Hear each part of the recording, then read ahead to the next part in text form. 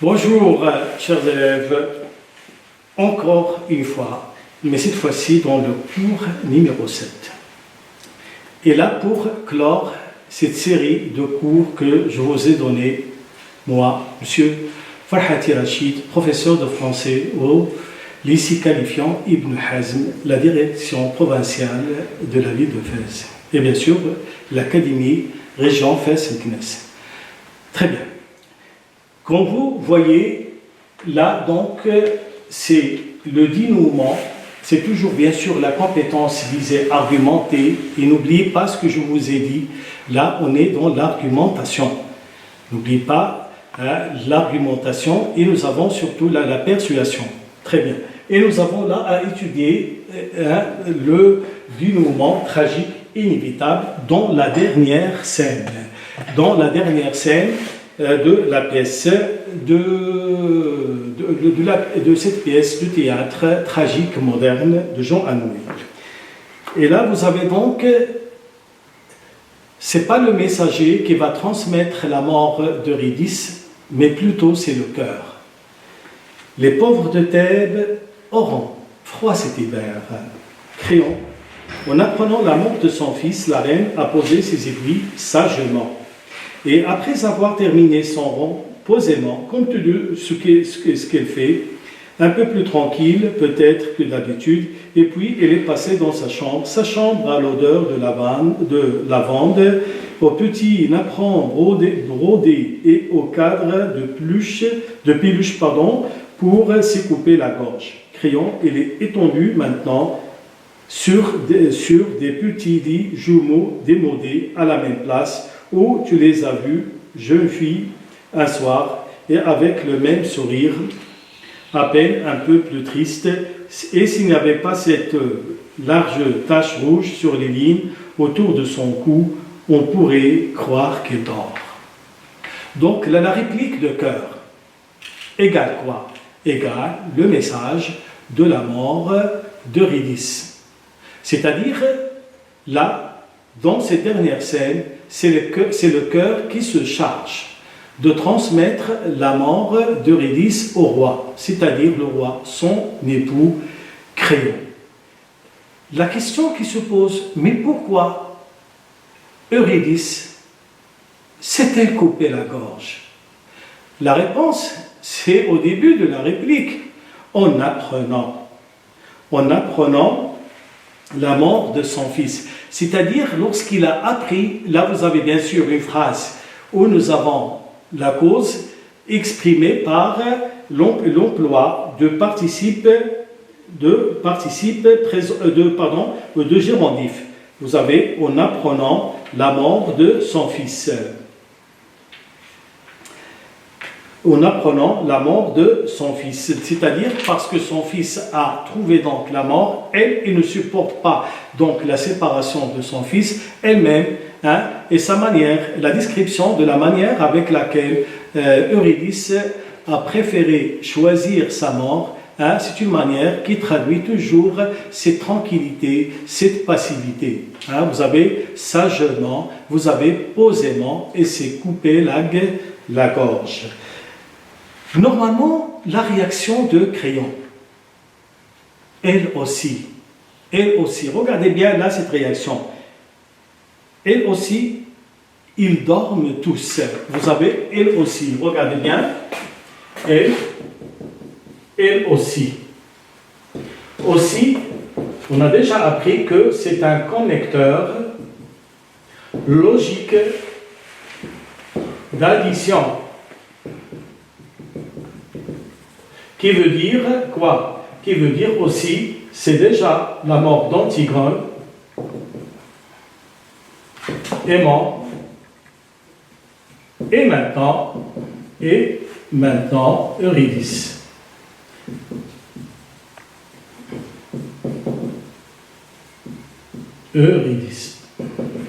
Donc, trois personnages qui ont donc trouvé la mort. Vous avez numéro 1, Antigone, numéro 2, Aimant, et maintenant, vous avez dans la dernière scène, c'était Eurydice. Mais ce qui est bizarre, c'est cette réaction froide, si vous voulez, de Créon. ils dorment tous. Vous savez, ils dorment. Là, vous avez le verbe dormir. Dormir pour égal mourir. Donc là, au lieu d'employer donc le verbe mourir, il a employé, il a atténué le choc de ce verbe et il a employé donc le verbe dormir. Là, bien sûr, comme figure de style, comme vous le savez, on a donc la figure de style euphémisme. D'euphémisme, c'est-à-dire une figure d'atténuation. Ils dorment aussi. C'est bien, et vous avez la journée a été rude. Là, c'est une indication importante. La journée a été rude. La journée a été rude. Vous avez la journée. Là, c'est une information, c'est une allusion, si vous voulez, c'est une allusion au respect de la règle de l'unité de temps.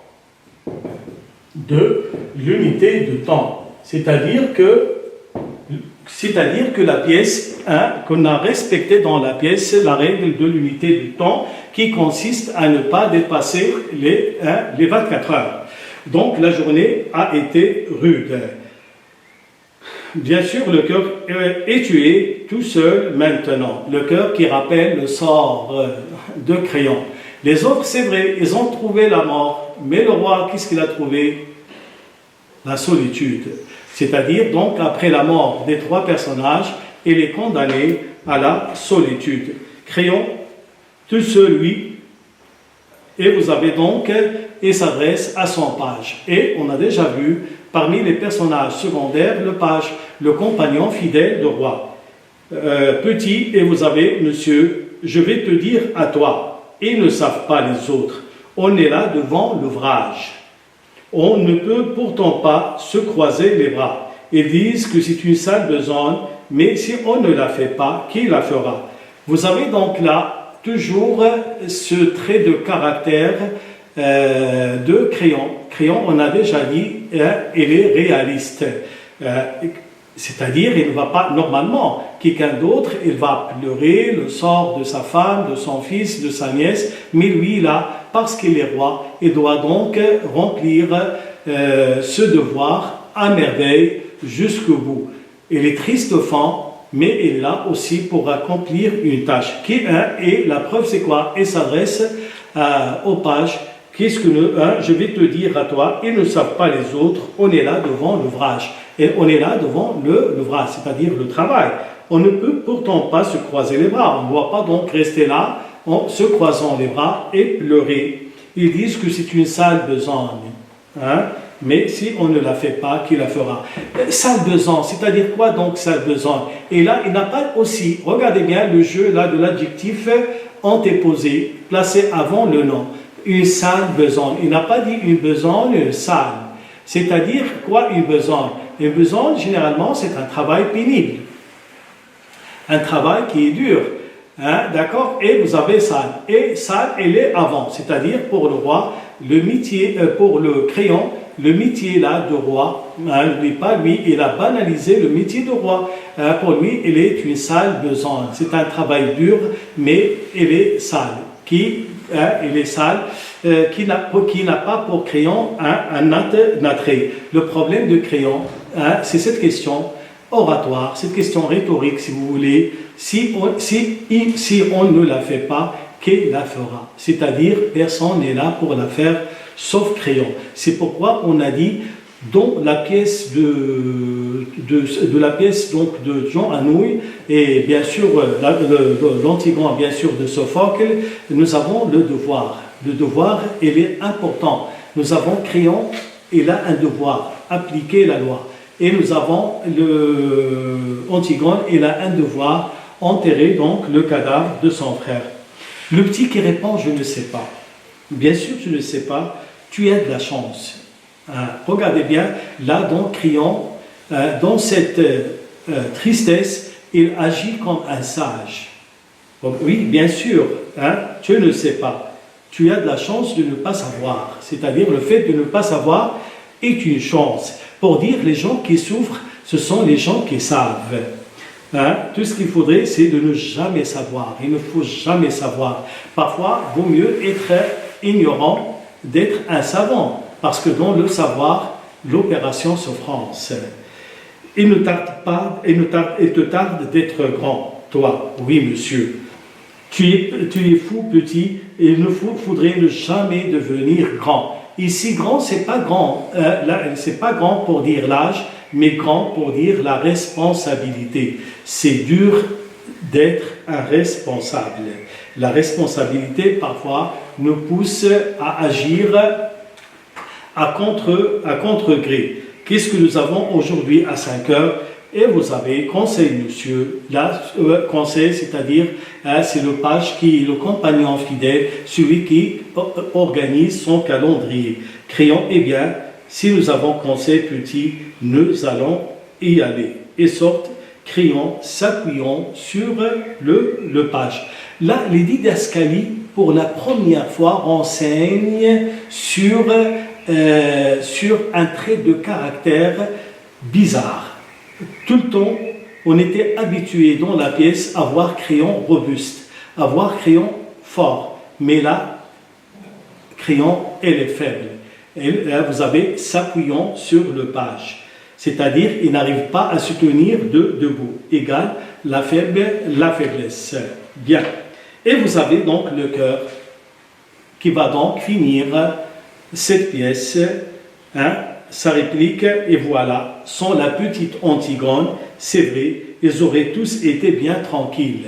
C'est ce que j'ai dit dans l'un des cours, qu'il s'agit là d'un phénomène de transfert au départ de la souffrance et après de la mort. Vous savez, au départ, c'était Antigone et souffre, les autres souffrent, et Antigone qui meurt, les autres meurent, aimant bien sûr, et Eurydice. Tous ceux qui avaient à mourir sont morts. On a déjà étudié la phrase comme exemple dans l'approche thématique que nous avons faite dans un cours, le concept de la fatalité dans la pièce. Ceux qui croyaient une chose et puis ceux qui croyaient le contraire, même ceux qui ne croyaient rien et qui se sont trouvés pris dans l'histoire, sans rien comprendre, morts pareils, tout bien raide, hein, bien inutile, bien pourri. Et ceux qui vivent encore vont commencer. Donc vous avez des gens qui meurent et des gens qui restent. Et les gens qui restent, bien sûr, eux aussi, hein, leur sort parfois il est pénible. Le cas par exemple d'Ismaël, le cas de Créon, hein, vous avez donc le sort là, c'est aussi un sort qui est dur. Les deux sont condamnés à la solitude. C'est fini, Antigone est calmée maintenant, nous ne saurons jamais de quelle fièvre. C'est-à-dire que Antigone, regardez bien, là c'est un trait important, c'est un trait de caractère important dans la pièce, hein, le trait de caractère qui consiste à ce que Antigone est absurde. C'est-à-dire, de début à la fin, on ne comprend pas pourquoi Antigone est là, donc tout laissé pour aller enterrer le cadavre de son frère. N'oubliez pas que c'était une princesse, elle était la fiancée de prince et que très bientôt il sera la reine et aimant il sera le roi. Donc il a tous les ingrédients pour mener une vie paradisiaque, malgré il a laissé tout ça derrière et il a préféré mourir en voulant remplir ce devoir qui est l'ensevelissement, pour changer un peu, hein, l'ensevelissement de la dépouille de son frère, qui était en réalité qu'un moyen pour aller trouver ce bonheur éternel, ce bonheur qui ne peut être réalisable qu'une fois elle rejoint sa maman Jocaste, son père Oedipe, ses deux frères Éthéocle et Polynice. Et la pièce, elle a commencé avec des didascalies et elle a fini avec des didascalies aussi. On dirait les deux didascalies de départ et d'arrivée se font écho. Là, vous avez le lever du rideau, là, vous avez le rideau tombe, et c'est ainsi que aussi mon rideau tombe sur mes cours. merci de votre attention. Et n'oubliez pas ce que je vous ai dit au départ, cette recommandation qui est maintenant un ordre, restez chez vous pour un bel avenir, pour l'avenir de Maroc. Merci mes chers élèves.